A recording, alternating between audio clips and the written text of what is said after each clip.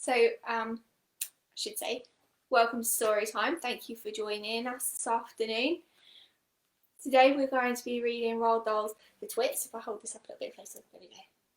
There we go. I didn't do that very well, but this is it. Oh, brilliant. You guys can see that. So this particular copy is it's actually one that I got for free in a cereal box. How cool is that? And that's the kind of cool free things that you want to get. So, you know, nobody wants toys, everyone wants books. This is really fun. But I kept it because it's just such a cool little story. Now, I don't know the story behind it, and if anyone wants to tell me, that's amazing. Otherwise, I will go hunting. But what I quite like about this one is it's actually for Emma, so that's quite nice.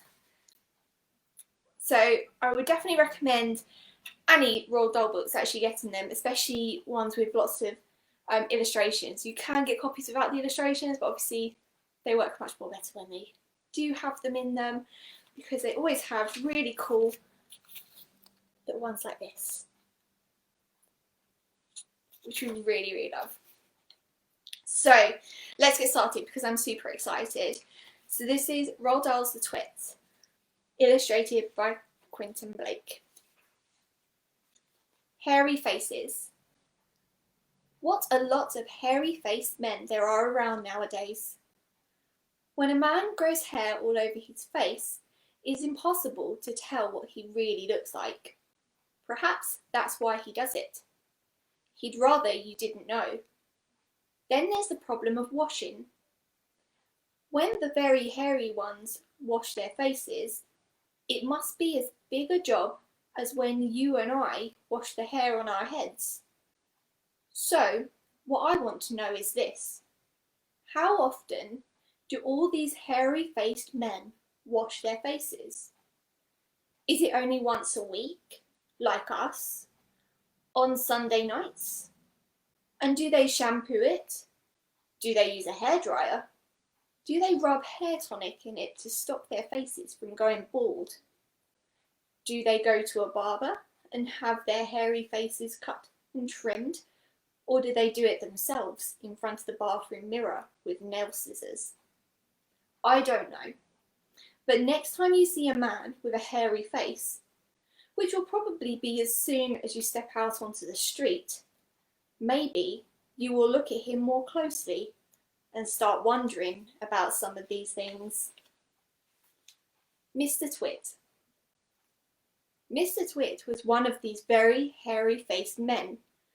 The whole of his face, except for his forehead, his eyes and his nose, was covered with thick hair. The stuff even sprouted in revolting tufts out of his nostrils and his ear holes. Mr. Twit felt that this hairiness made him look terrifically wise and grand, but in truth he was neither of these things. Mr. Twit was a twit. He was born a twit, and now at the age of 60, he was a bigger twit than ever. The hair on Mr. Twit's face didn't grow smooth and matted as it does on most hairy-faced men. It grew in spikes that struck out straight like bristles on a nail brush. And how often did Mr. Twit wash his bristly, nail-brushy face of his? The answer is never. Not even on Sundays. He hadn't washed it for years. Dirty beards. As you know, an ordinary, unhairy face like yours or mine simply gets a bit smudgy if it's not washed often enough. And there's nothing so awful about that. But a hairy face is a very different matter. Things cling to hairs, especially food. Things like gravy go right in among the hairs and stay there. You and I can wipe our smooth faces with a flannel, and we quickly look more or less all right again. But the hairy man cannot do that. We can also, if we are careful, eat our meals without spreading food all over our faces. But not so the hairy man. Watch carefully next time you see a hairy man eating his lunch, and you will notice that even if he opens his mouth very wide, it is impossible for him to get a spoonful of beef stew or ice cream or chocolate sauce into it without leaving some of it on the hairs. Mr. Twit didn't even bother to open his mouth wide as he ate. As a result, and because he never washed, there were always hundreds of bits of old breakfasts and lunches and suppers sticking to the hairs around his face. They weren't big bits, mind you, because he used to wipe those off with the back of his hand or on his sleeve while he was eating. But if you look closely, not that you'd ever want to, you would see tiny little specks of dried up scrambled eggs stuck to the hairs, and spinach and tomato ketchup and fish fingers and minced chicken livers and all other disgusting things Mr. Twit liked to eat. If you looked closer still, hold your noses, ladies and gentlemen, if you peered deep into the moustachy bristles sticking out over his upper lip, you would probably see much larger objects that had escaped the wipe of his hand, things that could have been there for months and months, like a piece of maggoty green cheese or a mouldy old cornflake, or even the slimy tail of a tinned sardine. Because of all this, Mr. Twit never really got hungry. By sticking out his tongue and curling it sideways to explore the hairy jungle around his mouth, he was always able to find a tasty morsel here and there to nibble on. What I'm trying to tell you is that Mr. Twit was a foul and smelly old man. He was also an extremely horrid old man, as you will find out in a moment. Mrs. Twit. Mrs. Twit was no better than her husband. She did not, of course, have a hairy face. It was a pity, as she didn't, because that at any rate would have hidden some of her fearful ugliness. Take a look at her.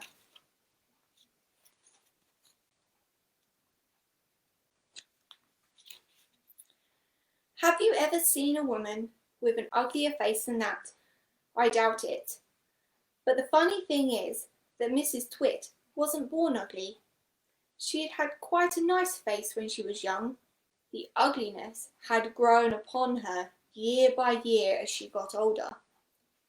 Why would that happen? I'll tell you why. If a person has ugly thoughts, it begins to show on the face. And when that person has ugly thoughts every day, every week, every year, the face gets uglier and uglier until it gets so ugly you can hardly bear to look at it. A person who has good thoughts cannot ever be ugly. You can have a wonky nose and a crooked mouth and a double chin and stick out teeth, but if you have good thoughts, they will shine out of your face like sunbeams, and you will always look lovely. Nothing shone out of Mrs. Twit's face. In her right hand she carried a walking stick.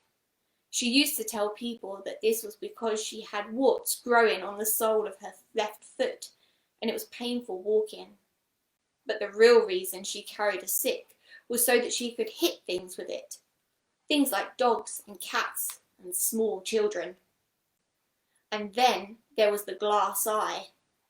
Mrs. Twit had a glass eye that was always looking the other way. The glass eye. You can play a lot of tricks with a glass eye because you can take it out and pop it back in again any time you like. You can bet your life Mrs. Twit knew all the tricks.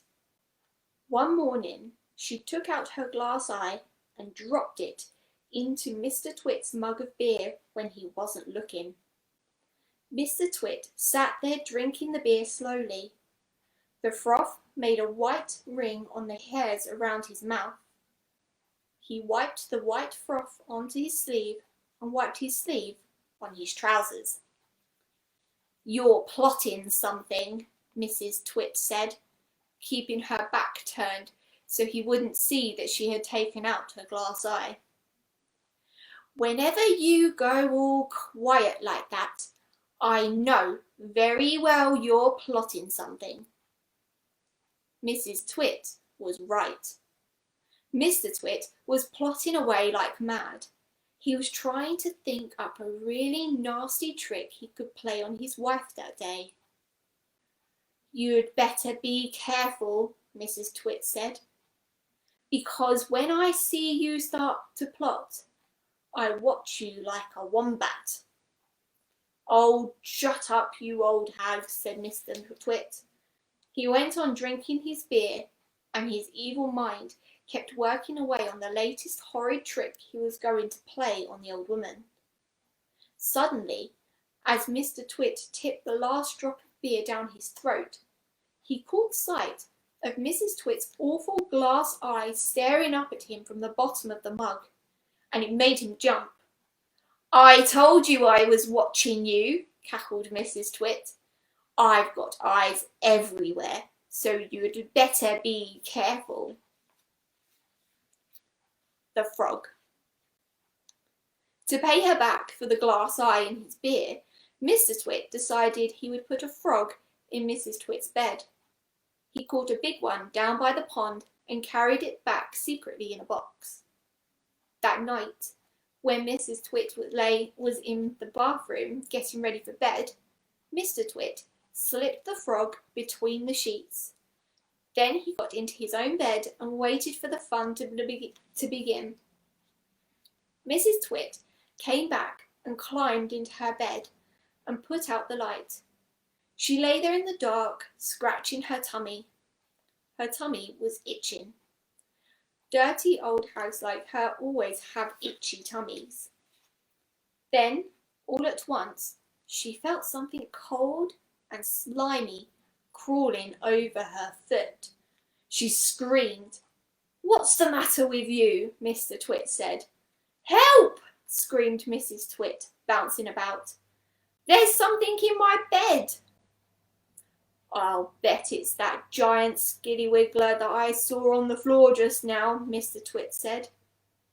"That what?" screamed Mrs. Twit. "I tried to kill it, but it got away," Mr. Twit said. "It's got teeth like screwdrivers." "Help!" screamed Mrs. Twit. "Save me! It's all over my feet." "It'll bite off your toes," said Mr. Twit. Mrs. Twit fainted. Mr. Twit got out of bed and fetched a cold jug of water. He poured the water over Mrs. Twit's head to revive her. The frog crawled up from under the sheets to get near the water. It started jumping about on the pillow. Frogs love water. This one was having a good time. When Mrs. Twit came to, the frog had just jumped onto her face. This was not a nice thing to happen to anyone in bed at night. She screamed again. "By golly, it is a giant skillywiggler," Mr. Twit said. "Oh, it'll bite off your nose." Mrs. Twit leapt out of bed and flew downstairs and spent the night on the sofa. The frog went to sleep on her pillow. The wormy spaghetti. The next day, to pay Mr. Twit back for the frog trick, Mrs. Twit sneaked out into the garden and dug up some worms. She chose big long ones and put them in a tin and carried the tin back to the house under her apron. At 1 o'clock, she cooked spaghetti for lunch, and she mixed the worms into the spaghetti, but only on her husband's plate. The worms didn't show because everything was covered with tomato sauce and sprinkled with cheese. "Hey, my spaghetti's moving," cried Mr. Twit, poking around in it with his fork. It's a new kind, Mrs. Twits said, taking a mouthful from her own plate, which of course had no worms. It's called squiggly spaghetti. It's delicious. Eat it up while it's nice and hot. Mr. Twit started eating, twisting the long tomato-covered strings around his fork and shoveling them down into his mouth. Soon there was tomato sauce all over his hairy chin. It's not as good as the ordinary kind, he said, talking with his mouth full. It's too squishy. I find it very tasty, Mrs. Twit said. She was watching him from the other end of the table. It gave her great pleasure to watch him eating worms. I find it rather bitter, Mr. Twit said. It's got a distinctly bitter flavour. Buy the other kind next time. Mrs. Twit waited until Mr. Twit had eaten the whole plateful. Then she said, You want to know why your spaghetti was squishy? Mr. Twit wiped the tomato sauce from his beard with a corner of the tablecloth. Why, he said. And why it had a nasty bitter taste? Why, he said. Because it was worms, cried Mrs. Twit, clapping her hands and stamping her feet on the floor and rocking with horrible laughter. The funny walking stick. To pay Mrs. Twit back for the worms in his spaghetti, Mr. Twit thought up a really clever, nasty trick. One night, when the old woman was asleep, he crept out of bed and took her walking stick downstairs to the workshed. There he stuck a tiny round piece of wood, no thicker than a penny, onto the bottom of the stick. This made the stick longer, but the difference was so small the next morning Mrs. Twit didn't notice it. The following night, Mr. Twit stuck on another tiny bit of wood. Every night he crept downstairs and added an extra tiny thickness of wood to the end of the walking stick. He did it so neatly that the extra bits looked like a part of the old walking stick. Gradually, but oh so gradually, Mrs. Twit's walking stick was getting longer and longer. Now, when something is growing very slowly, it is almost impossible to notice it happening. You yourself, for example, are actually growing taller every day that goes by, but you wouldn't think it, would you? It's happening so slowly, you can't even notice it from 1 week to the next. It was the same with Mrs. Twit's walking stick. It was all so slow and gradual that she didn't notice how long it was getting, even when it was halfway up to her shoulder. That stick's too long for you, Mr. Twit said to her one day. Why, so it is, Mrs. Twit said, looking at the stick. I've had a feeling there was something wrong, but I couldn't for the life of me think what it is. There's something wrong, all right, Mr. Twit said, beginning to enjoy himself. What can have happened? Mrs. Twit said, staring at her old walking stick. It must have grown longer. Don't be a fool, Mr. Twit said. How can a walking stick possibly grow longer? It's made of dead wood, isn't it? Dead wood can't grow. Then what on earth has happened? Cried Mrs. Twit. It's not the stick. It's you, said Mr. Twit, grinning horribly. It's you that's getting shorter. I've been noticing it for some time now. That's not true, cried Mrs. Twit. You're shrinking, woman, said Mr. Twit. It's not possible. Oh, yes, it jolly well is, said Mr. Twit. You're shrinking fast. You're shrinking dangerously fast. Why, You must have shrunk at least a foot in the last few days." "Never!" she cried. "Of course you have. Take a look at your stick, you old goat, and you'll see how much you've shrunk in comparison. You've got the shrinks. That's what you've got. You've got the dreaded shrinks." Mrs. Twit began to feel so trembly that she had to sit down. Mrs. Twit has the shrinks. As soon as Mrs. Twit sat down, Mr. Twit pointed at her and shouted, "There you are! You're sitting in your old chair, and you've shrunk so much your feet aren't even touching the ground." Mrs. Twit looked down at her feet, and by golly, the man was right.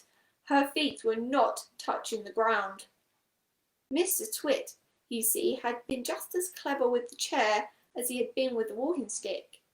Every night he had gone downstairs and stuck a little bit extra onto the stick, and he had done the same for the 4 legs of Mrs. Twit's chair.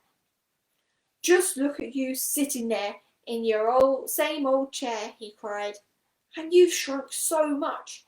Your feet are dangling in the air." Mrs. Twit went white with fear. "You've got the shrinks," cried Mr. Twit, pointing his finger at her like a pistol. "You've got them badly. You've got the most terrible case of shrinks I've ever seen." Mrs. Twit became so frightened she began to dribble, but Mr. Twit, still remembering the worms in his spaghetti, didn't feel sorry for her at all. "I suppose you know what happens to you when you get the shrinks," he said. "What?" gasped Mrs. Twit. "What happens?" "Your head shrinks into your neck, and your neck shrinks into your body, and your body shrinks into your legs, and your legs shrink into your feet, and in the end there's nothing left except for a pair of shoes and a bundle of old clothes." "I can't bear it!" cried Mrs. Twit. "It's a terrible disease," said Mr. Twit. "The worst in the world." "How long have I got?" cried Mrs. Twit. "How long before I finish up as a bundle of old clothes and a pair of shoes?" Mr. Twit put on a very solemn face. "At the rate you're going," he said, shaking his head sadly, "I'd say not more than 10 or 11 days. "But isn't there anything we can do?" cried Mrs. Twit. "There's only one cure for the shrinks," said Mr. Twit. "Tell me," she cried. "Oh, tell me quickly." "We'll have to hurry," said Mr. Twit. "I'm ready. I'll hurry. I'll do anything you say," cried Mrs. Twit. "You won't last long if you don't," said Mr. Twit, giving her another grisly grin. "What is it I must do?" cried Mrs. Twit, clutching her cheeks. "You've got to be stretched," said Mr. Twit. So we're going to pause there. I know it's such a great point in the story to pause, but I don't want to give away the ending if you've got a copy in your library or you want to continue at home. But what I really want to share with you guys, apart from how much I really enjoyed reading that again, and I could read it again and again and again, I just love it so much, is that the illustrations go throughout, and I didn't want to pause the story to share the illustrations, so I'm going to share a few of them now, but I don't want to give it all away. So I picked out a few. So one of my favourite ones is here at the beginning with all the hairy men. So remember, next time you're out on the street, keep an eye out. You might see one of these guys and take a good close look. You know, they might not be washing their faces, but remember, if you can't see their face because it's behind a mask, at least they're doing the right thing. So here's a great picture of Mr. Twit.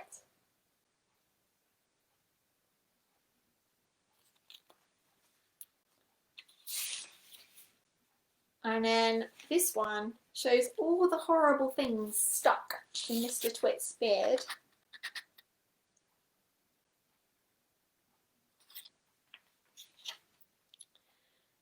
And then obviously we saw Mrs. Twit, but I think what would be quite nice is to finish up with Mrs. Twit not being able to sit on her chair with her long walking stick. So because I love this story so much, we're actually going to continue with it next week, and we're going to finish off the story. So where we're going to start off next week is where Mrs. Twit gets a stretching. I wonder how that's going to happen. And what we do is we'll finish off the story as well, because the things these people do to each other, it's just crazy, but it's really, really funny. So I really hope that you enjoyed the first half of The Twits by Roald Dahl, and I really look forward to finishing this story off with you guys, and going through all the other illustrations, because Quentin Blake's illustrations are absolutely amazing. For maybe some of our, I want to say younger listeners, but I have them too. I have loads of David Walliams books as well, and all of the illustrations in his books are very much influenced by Quentin Blake as well, even though they're by a different illustrator. So I think this is just such a wonderful story. Can't wait to share it with you guys for the next reading. So for now, I hope you enjoy the rest of your Sunday. If you are in the south of England, then I hope you're enjoying the snow.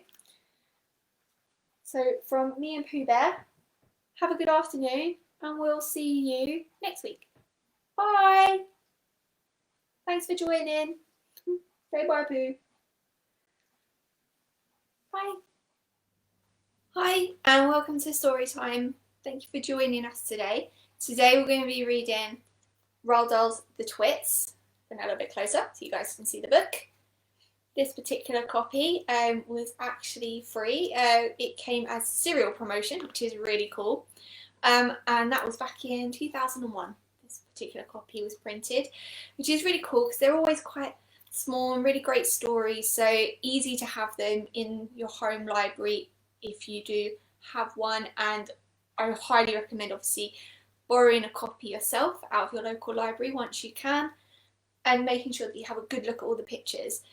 The illustrations for this story are by Quentin Blake, as with all of Roald Dahl's stories, and they're particularly clever, especially because in this story there's lots of special details for people who listen to the first part of the story.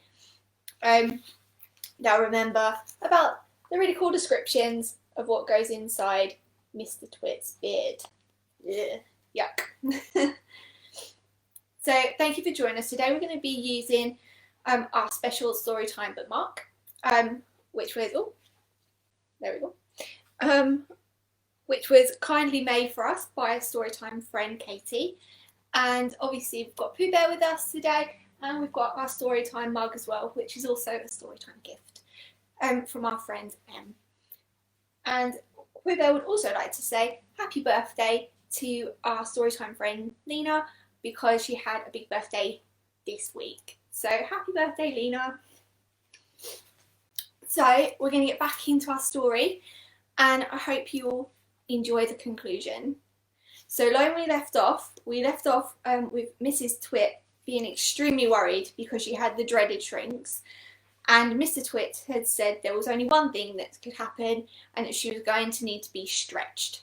So we're going to carry on with Mrs. Twit gets a stretching, with a pretty cool picture to give you a bit of an idea of where we're going to go. Mr. Twit led Mrs. Twit outdoors, where he had everything ready for the great stretching. He had 100 balloons and lots of string. He had a gas cylinder for filling the balloons. He had fixed an iron ring to the ground and said, "Stand here," pointing to the iron ring. He then tied Mrs. Twit's ankles to the iron ring. When that was done, he began filling the balloons with gas. Each balloon was on a long string, and when it was filled with gas, it pulled on its string, trying to go up and up. Mr. Twit tied the ends of the strings to the top half of Mrs. Twit's body. Some he tied around her neck, others under her arms, and some to her wrists, and even some to her hair. Soon there were 50 coloured balloons floating in the air above Mrs. Twit's head. "Can you feel them stretching you?" asked Mr. Twit. I can," cried Mrs. Twit. "They're stretching me like mad." He put on another 10 balloons. The upward pull became very strong. Mrs. Twit was quite helpless now, with her feet tied to the ground and her arms pulled upwards by the balloons. She was unable to move. She was a prisoner, and Mr. Twit had intended to go away and leave her like that for a couple of days and nights to teach her a lesson. In fact, he was just about to leave when Mrs. Twit opened her big mouth and said something silly. "Are you sure my feet are tied properly to the ground?" she gasped. "If those strings around my ankles break, it'll be goodbye for me." And that's what gave Mr. Twit his second nasty idea. Mrs. Twit goes ballooning up. "There's enough pull here to take me to the moon," Mrs. Twit cried out. "To take you to the moon?" exclaimed Mr. Twit. "What a ghastly thought! We wouldn't want anything like that to happen. Oh dear me, no." "We most certainly wouldn't," cried Mrs. Twit. "Put some more string around my ankles quickly. I want to feel absolutely safe." I think the picture could be a little bit of a giveaway, but I think we all know where it's going. "Very well, my angel," said Mr. Twit, and with said Mr. Twit, and with a ghoulish grin on his lips, he knelt down at her feet. He took a knife from his pocket, and with one quick slash, he cut through the strings holding Mrs. Twit's ankles to the iron ring. She went up like a rocket. "Help!" she screamed. "Save me!" But there was no saving her now. In a few seconds, she was high up in the blue sky and climbing fast. Mr. Twit stood below looking up. "What a pretty sight," he said to himself. "How lovely, all those balloons look in the sky. And what a marvellous bit of luck for me. At last the old hag is gone, and gone forever." Mrs. Twit comes ballooning down. Mrs. Twit may have been ugly and she may have been beastly, but she was not stupid. High up in the sky, there in the sky, she had a bright idea. "If I can get rid of some of these balloons," she said to herself, "I'll stop going up and start to come down."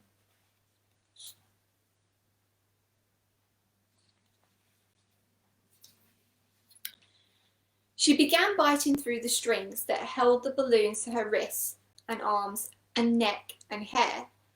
Each time she bit through a string and let the balloon float away, the upward pull got less and her rate of climb slowed down.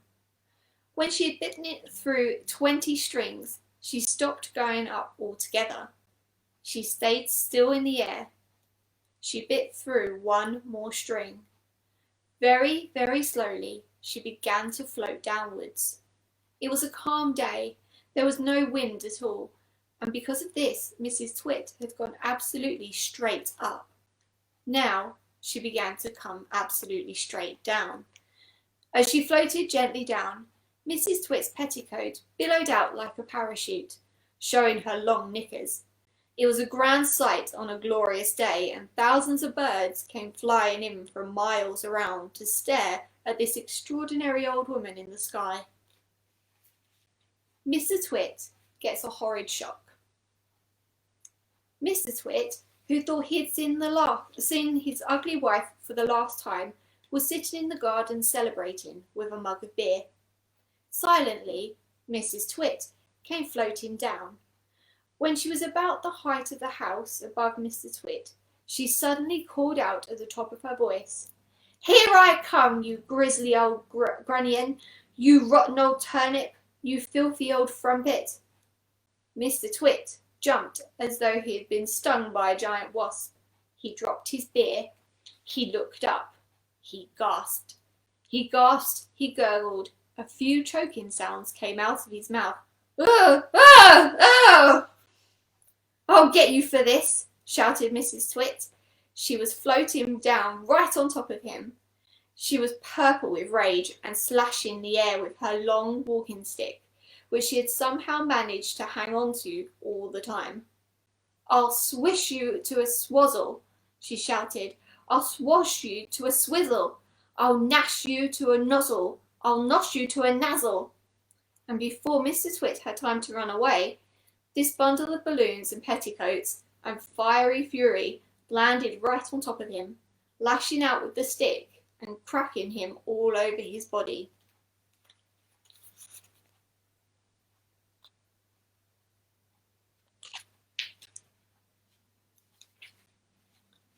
The house, the tree, and the monkey cage. But that's enough of that. We can't go on forever watching these two disgusting people doing disgusting things to each other. We must get ahead with the story. Here's a picture of Mr. and Mrs. Twit's house and garden. Some house, it looks more like a prison and not a window anywhere.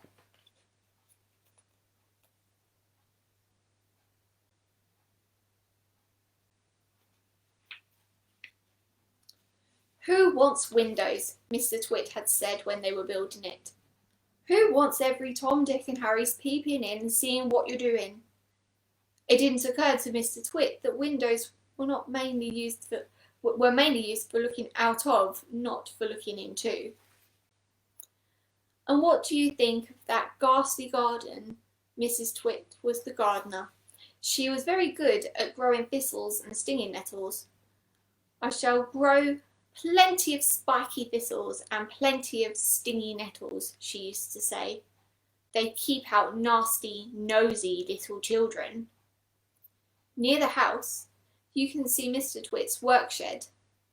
To one side, there is a big dead tree. It never has any leaves on it because it's dead. And not far from the tree, you can see the monkey cage. There are 4 monkeys in it. They belong to Mr. Twit. You'll hear about them later. Hug tight sticky glue. Once a week, on Wednesdays, the Twits had bird pie for supper. Mr. Twit caught the birds, and Mrs. Twit cooked them. Mr. Twit was good at catching birds. On the day before bird pie, he would put up the ladder against the big dead tree and climb into the branches with a bucket of glue and a paintbrush. The glue he used was something called Hug Tight, and it was stickier than any other glue in the world. He would paint it along the tops of all the branches and then go away. As the sun went down, birds would fly in from all around to roost for the night in the big dead tree. They didn't know, poor things, that the branches were all smeared with horrible Hug Tight. The moment they landed on the branch, their feet stuck, and that was that. The next morning, which was bird pie day, Mr. Twit would climb up the ladder again, grab all the wretched birds that were stuck in the tree. It didn't matter what kind they were. Song thrushes, blackbirds, sparrows, crows, little jenny wrens, robins, anything. They all went into the pot for Wednesday's bird pie supper.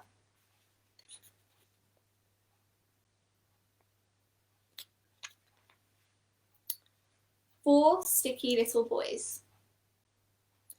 On one Tuesday evening, after Mr. Twit had been up the ladder and smeared the tree with Hug Tight, 4 little boys crept into the garden to look at the monkeys. They didn't care about the thistles and the stinging nettles, not when there were monkeys to look at. After a while, they got tired of looking at the monkeys, so they explored further into the garden and found the ladder leaning against the big dead tree. They decided to climb up it just for fun. There's nothing wrong with that. The next morning, when Mr. Twit went out to collect the birds, he found 4 miserable little boys sitting in the tree, stuck as tight as they could be to the seats of their pants, to the branches. There were no birds, because the presence of the boys had scared them away. Mr. Twit was furious. "As there are no birds for my pie tonight," he shouted, "then it will have to be boys instead." He started to climb the ladder. "Boy pie might be better than bird pie," he went on, grinning horribly. "More meat, and not so many tiny little bones." The boys were terrified. "He's going to boil us," cried one of them. "He'll stew us alive," wailed the second. "He'll cook us with carrots," cried the third. But the 4th little boy, who had more sense than the others, whispered, "Listen, I've just had an idea. We are only stuck by the seat of our pants. So quick, unbutton your pants and slip out of them or fall to the ground." Mr. Twit had reached the top of the ladder and was just about to make a grab for the nearest boy when they all suddenly tumbled out of the tree and ran for home with their naked bottoms winking in the sun.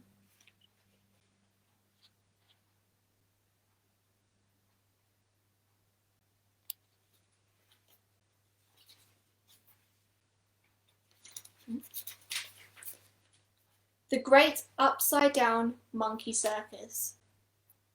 Now for monkeys, the 4 monkeys in the cage in the garden were all one family. They were Muggle and his wife and their 2 little children. But what on earth were Mr. and Mrs. Twit going to do with monkeys in their garden? Well, in the old days, they had both worked in a circus as monkey trainers. They used to teach monkeys to do tricks and dress up in human clothes and to smoke pipes and all the rest of the nonsense. Today, though, they were retired. Mr. Twit still wanted to train monkeys. It was his dream that one day he would own the Great Upside Down Monkey Circus. That meant that the monkeys had to do everything upside down. They had to dance upside down on their hands with their feet in the air.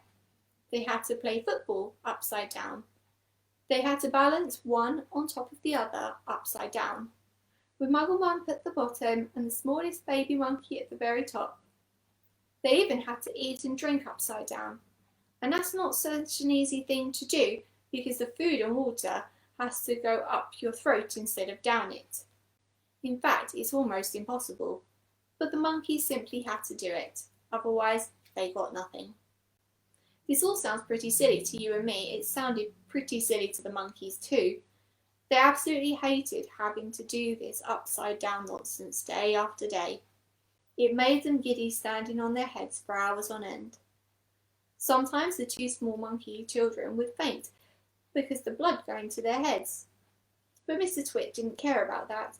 He kept them practicing for 6 hours a day, and if they didn't do as they were told, Mrs. Twit would soon come running with her beastly stick. The roly-poly bird to the rescue. Mugglewump and his family lived long to escape from the cage in Mr. Twit's garden and go back to the jungle in Africa where they came from. They hated Mr. and Mrs. Twit for making their lives so miserable. They also hated them for what they did to the birds every Tuesday and Wednesday. "Fly away, birds," they used to shout, jumping about in the cage and waving their arms. "Don't sit on that big dead tree. It's just been smeared all over with sticky glue. Go and sit somewhere else."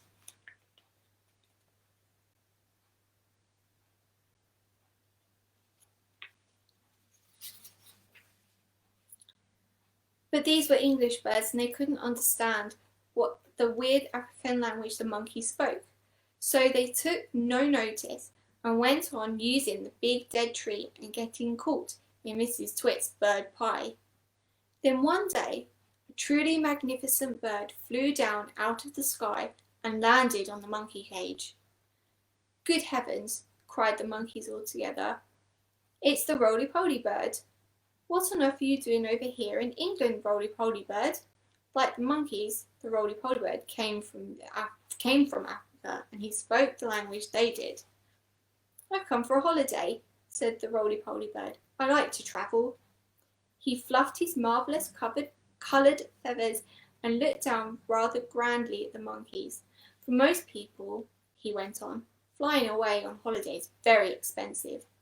But I can fly anywhere in the world for nothing. Do you know how to talk to these English birds? Mugglewump asked him. Of course I do, said the roly-poly bird. It's no good going to a country and not knowing the language. Then we must hurry, said Mugglewump. Today is Tuesday, and over there you can already see the revolting Mr. Twit up the ladder painting the sticky glue all over the branches of the big dead tree. This evening when the birds come in to roost, you must warn them not to perch on that tree, or they'll be made into a pie. That evening the roly-poly bird flew around the big dead tree and singing out, There's sticky stuff all over the tree. If you land on the branches, you'll never get free. So fly away, stay up high, or you'll finish up tomorrow in a hot bird pie. No bird pie for Mr. Twit. The next morning, when Mr. Twit came out with his huge basket to snatch all the birds from the big dead tree, there was not a single one on it. They were all sitting on top of the monkey cage, where the roly-poly bird was there as well. And Mugglewump and his family were inside the cage, and the whole lot of them were laughing at Mr. Twit. Still no bird pie for Mr. Twit. Mr. Twit wasn't going to wait another week for his bird pie supper. He loved bird pie. It was his favourite meal. So that very same day he went after the birds again. This time he smeared all the top of the bars of the monkey cage with the sticky glue, as well as the branches of the big dead tree. Now I'll get you, he said, whichever one you sit on. The monkeys crouched inside the cage, watching all this, and later on, when the roly-poly bird came swooping in for another evening chat, they shouted out, Don't land on our cage, roly-poly bird. It's covered in sticky glue. So is the tree. And that evening, as the sun went down and all the birds came in again to roost, the roly-poly bird flew around and around the monkey cage and the big dead tree, singing out his warning. There's sticky stuff now on the cage and the tree. If you land on either, you'll never get free. So fly away, stay up high, or you'll finish up tomorrow in a hot bird pie. Mr. and Mrs. Twit go off to buy guns. The next morning, when Mr. Twit came out with a huge basket and not a single bird was sitting on either the monkey cage or the big dead tree, they were all perched happily on the roof of Mr. Twit's house. The roly-poly bird was up there as well, and the monkeys were in the cage, and the whole lot of them were hooting with laughter at Mr. Twit. Oh, wipe that silly laugh off your beaks, Mr. Twit screamed at the birds. I'll get you next time, you filthy feather frumps. I'll wring your necks, the whole lot of you, and you'll be bubbling in the pot for bird pie before this day is out.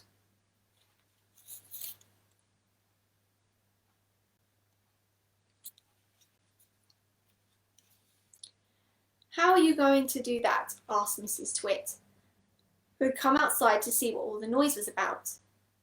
I won't have you smearing sticky glue all over the roof of our house. Mr. Twit got very excited. I've got a great idea, he cried. He didn't bother to keep his voice down because he didn't think the monkeys could understand. We'll both go into town right away and we'll each buy a gun, he said. How's that? Brilliant, cried Mrs. Twit, grinning and showing her long yellow teeth. We'll buy those big shotguns that spray out 50 bullets or more, and each bang. Exactly, said Mrs. Twit. Lock up the house while I go and make sure the monkeys are safely put away. Mr. Twit went over to the monkey cage. Attention, he barked in his fearsome monkey trainer's voice. Upside down, all of you, and jump to it. One on top of the other, quick. Get on with it, or you'll feel Mrs. Twit's stick across your backsides. Obediently, the poor monkeys stood on their hands and clambered one on top of the other, with Mugglewump at the bottom and the smallest child at the very top. Now stay there till we come back, Mr. Twit ordered. Don't you dare move, and don't overbalance. When we return in 2 or 3 hours' time, I shall expect to find you all in exactly the same position as you are now. You understand? With that, Mr. Twit marched away, and Mrs. Twit went with him, and the monkeys were left alone with the birds.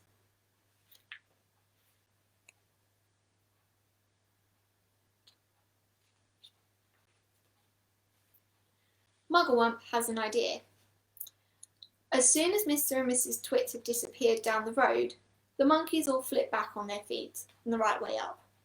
Quick, get the key! Mugglewump called out to the roly-poly bird, who was still sitting on the roof of the house. What key? Shouted the roly-poly bird. The key to the door to our cage, cried Mugglewump. It's hanging on a nail in the woodshed. That's where he always puts it.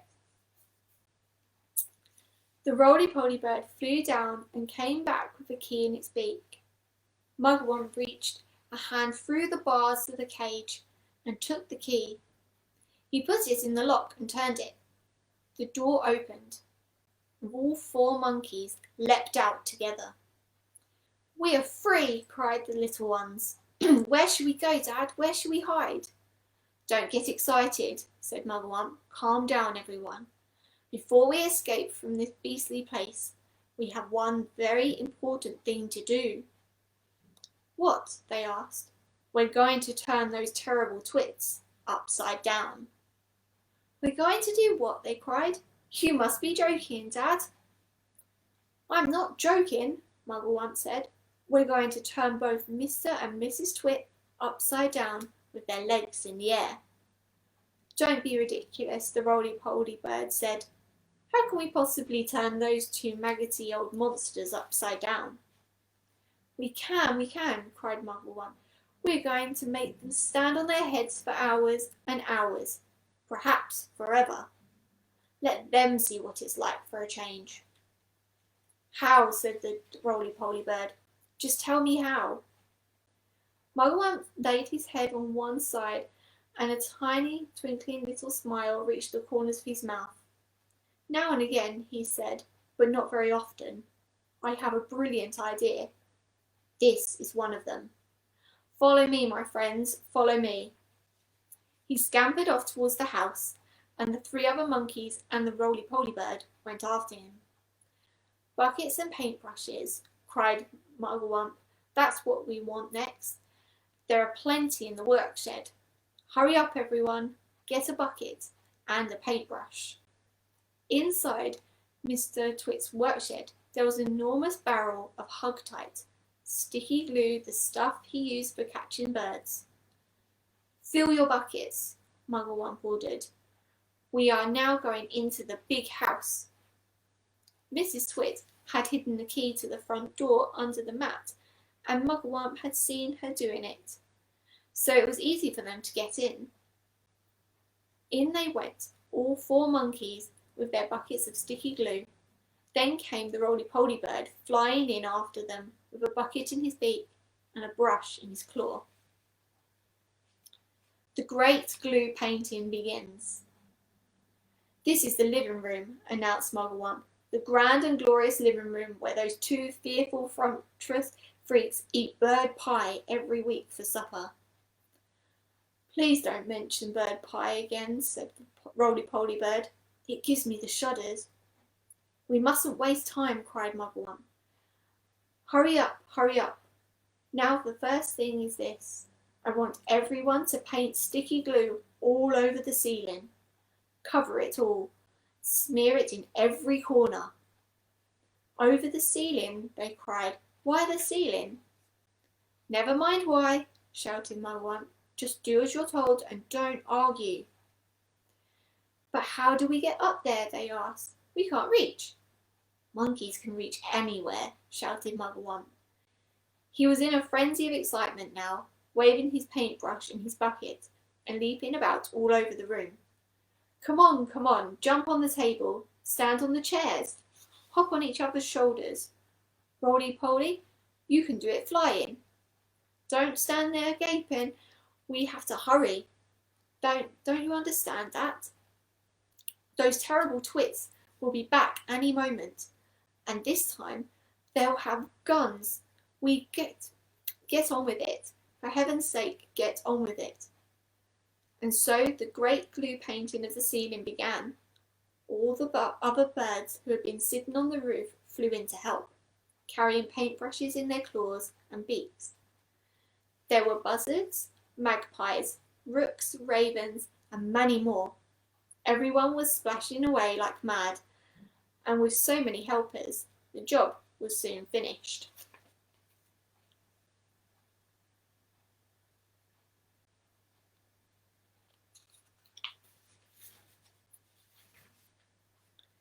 The carpet goes on the ceiling. Now what? They all cried, looking at Mugwump. Aha, cried Mugwump. Now for the fun. Now for the greatest upside-down trick of all time. Are you ready? We're ready, said the monkeys. We're ready, said the birds. Pull out the carpet, cried Mugwump. Pull this huge carpet out from under the furniture and stick it to the ceiling. Onto the ceiling? Cried one of the small monkeys. But that's impossible, Dad. I'll stick you to the ceiling if you don't shut up, snapped Mugwump. He's dotty, they cried. He's balmy. He's batty. He's nutty. He's screwy. He's wacky, cried the roly-poly bird. Poor old Muggles has gone off his wump at last. Oh, do stop shouting such rubbish and give me a hand, said Mugwump, catching hold of the corner of the carpet. Pull, you nitwits, pull. The carpet was enormous. It covered the entire floor from wall to wall. It had a red and gold pattern on it. It's not easy to pull an enormous carpet off the floor when the room is full of tables and chairs. Pull, yelled Mugwump. Pull, pull, pull. He was like a little demon popping around the room and telling everyone what to do. But you couldn't blame him. After months and months of standing on his head with his family, he couldn't wait for the time when the terrible Twits would be doing the same thing. At least he hoped. With the monkeys and the birds all pulling and puffing, the carpet was dragged off the floor and finally hoisted up to the ceiling. And there it stuck. All at once, the whole ceiling of the living room was carpeted in red and gold. The furniture goes up. Now the table and the big table, shouted Mugwump. Turn the table upside down and put a dollop of sticky glue on the bottom of each leg. Then we shall stick it onto the ceiling as well. Hoisting the table upside down and onto the ceiling was not an easy job, but they managed it in the end. Will it stay there? They cried. Is the glue strong enough to hold it? It's the strongest glue in the world, Mugwump replied. It's a special bird-catching, bird-killing glue for smearing on trees. Please, said Roly-Poly Bird, I have asked you before not to mention that subject. How would you like it if it was a monkey pie that they made every Wednesday and all your friends had been boiled up and I went on talking about it? I do beg your pardon, said Mugwump. I'm so excited, I hardly know what I'm saying. Now the chairs. Do the same with the chairs. All of the chairs must be stuck upside down to the ceiling and in their right places. Oh, do hurry up, everybody. Any moment now, those two filthy freaks are going to be rushing in with their guns. The monkeys, with the birds helping them, put glue on the bottom of each chair leg and hoisted them up to the ceiling. Now the smaller tables, shouted Mugwump, and the big sofa. and the sideboard, and the lamps, and all the little tiny things. The ashtrays, the ornaments, and that beastly plastic gnome on the sideboard, everything, absolutely everything, must be stuck to the ceiling. It was terribly hard work. It was especially difficult to stick everything onto the ceiling in exactly the right place. But they got it done in the end. What now? asked the roly-poly bird. He was out of breath and so tired he could hardly flap his wings. Now the pictures, cried Muggle-Wump. Turn all the pictures upside down. And will one of you birds please fly out onto the road and watch for when those frumptuous freaks are coming back? I'll go, said the roly-poly bird. I'll sit on the telephone wires and keep guard. It'll give me a rest. The ravens swoop over. They'd only just finished the job when the roly-poly bird came swooping in and screaming, "They're coming back! They're coming back!" Quickly, the birds flew back to the roof of the house. The monkeys rushed into their cage and stood upside down on top of one another. A moment later, Mr. and Mrs. Twit came marching into the garden, each carrying a fearsome-looking gun. "I'm glad to see those monkeys are still upside down," said Mr. Twit. "They're too stupid to do anything else," Mrs. Twit said.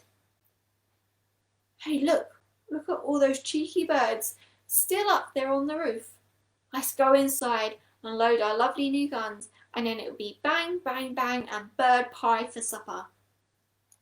Just as Mr. and Mrs. Twit were about to enter the house, 2 black ravens swooped low over their heads.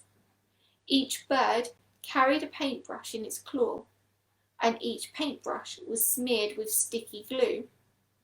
As the ravens whizzed over, they brushed a streak of sticky glue on the top of Mr. and Mrs. Twit's head.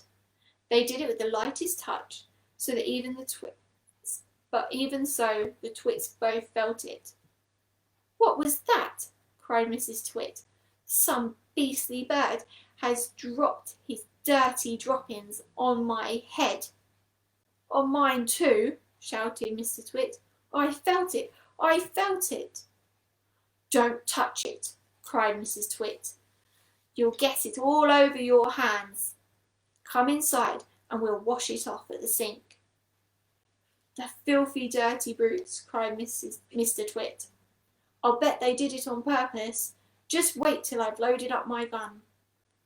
Mrs. Twit got the key from under the doormat, where Muggle-Wump had carefully replaced it, and into the house they went. The Twits are turned upside down.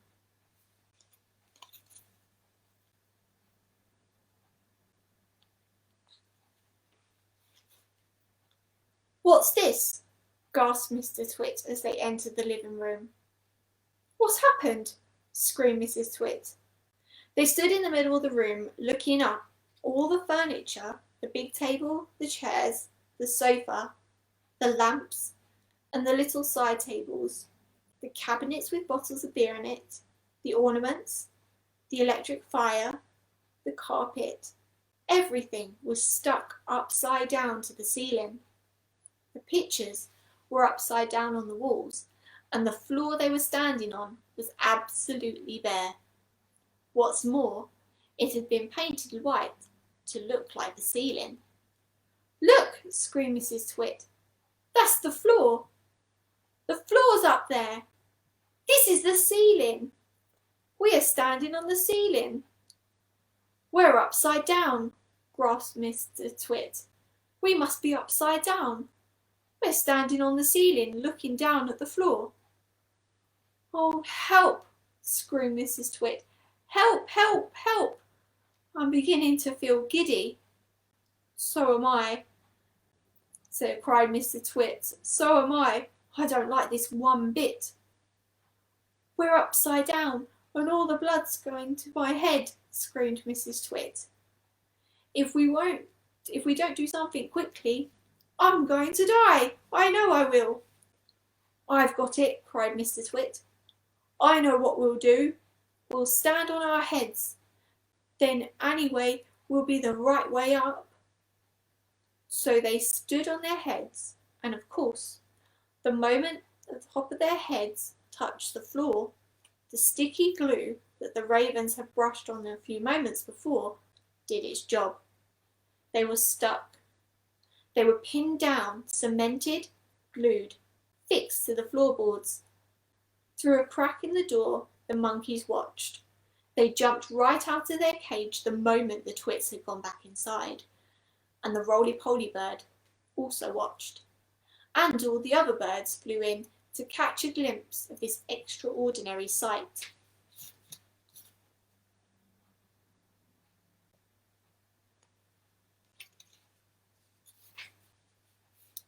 The monkeys escape.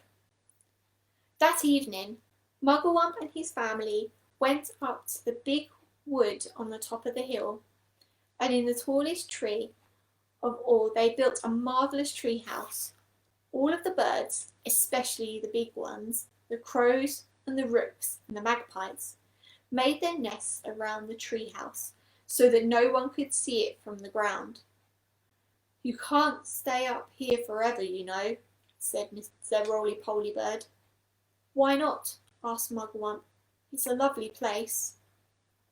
"Just you wait till the winter comes," the Roly-Poly Bird said. "Monkeys don't like cold weather, do they?" "They most certainly don't," cried Mugglewump. "Are the winters so very cold over here?" "It's all snow and ice," said the Roly-Poly Bird. "Sometimes it's so cold a bird will wake up in the morning with its feet frozen on the bough that it's been roosting on." "Then what shall we do?" cried Mugglewump. "My family will not be deep freezed." "No, they won't," said the Roly-Poly Bird, "because when the first leaves start falling from the trees in the autumn, you can all fly home to Africa with me." "Don't be ridiculous," Mugglewump said. "Monkeys can't fly." "You can sit on my back," said the Roly-Poly Bird. "I shall take you one at a time. You'll travel by the Roly-Poly Superjet, and it won't cost you a penny." The Twits get the shrinks. And down here in the horrid house, Mr. and Mrs. Twit are still stuck upside down on the floor of the living room. "It's all your fault," yelled Mr. Twit, thrashing his legs in the air. "You're the one, you ugly old cow who went hopping and round shouting, 'We're upside down, we're upside down.' And you're the one who said we had to stand on our heads so that we be the right way up, you whiskery old warthog," screamed Mrs. Twit. "Now we'll never get free. We're stuck here forever." "You may be stuck here forever," said Mr. Twit, "but not me. I'm going to get away." Mr. Twit wriggled and squirmed, and he squiggled and wormed, and he twisted and turned, and he chuckled and churned, but the sticky glue held him to the floor just as tightly as it had held the poor birds in the big dead tree. He was still upside down as ever, standing on his head. But heads are not made to be stood upon. If you stand on your head for a long time, a horrid thing happens. And this was where Mr. Twit got his biggest shock of all. With so much weight on it from up above, his head began to get squished into his body.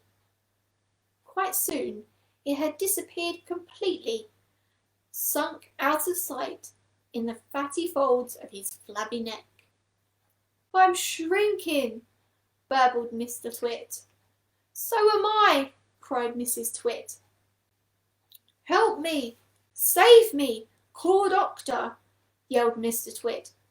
"I'm getting the dreaded shrinks." And so he was. Mrs. Twit was getting the dreaded shrinks too, and this time it wasn't a fake, it was the real thing. Their heads shrank into their necks. Their necks began shrinking into their bodies.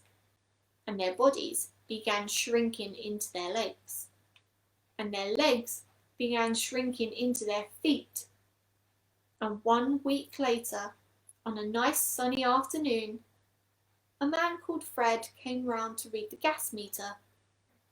When nobody answered the door, Fred peeped into the house, and there he saw on the floor of the living room 2 bundles of old clothes, 2 pairs of shoes, and a walking stick. But there was nothing left in the world of Mr. and Mrs. Twit. And everyone, including Fred, shouted hooray. The end. So that was the end of the Twits. They're horrible people. Those poor birds, but luckily the birds and the monkeys got their payback in the end. So maybe the dreaded shrinks was probably a good thing for them. So they're definitely not nice people. And the front cover probably makes a lot more sense now, with the 2 ravens at the top and the poor little monkeys at the bottom. But I still think it is a really good story.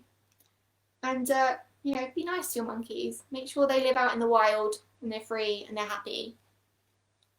And don't go eating bird pie when you've trapped the birds on the tree. It's not a nice thing to do. But I hope you enjoyed our story today, and that you enjoyed the entire story, because that was quite fun actually getting to read the whole thing. And next week we're going to carry on with some more stories, which is exciting. So again, thank you for spending your time with us and listening to our story. We hope you enjoyed it. So from me and from Pooh Bear, just wanted to say stay safe, wear your mask just like Pooh Bear, and we'll see you next week. Bye. Say bye, Pooh. Bye.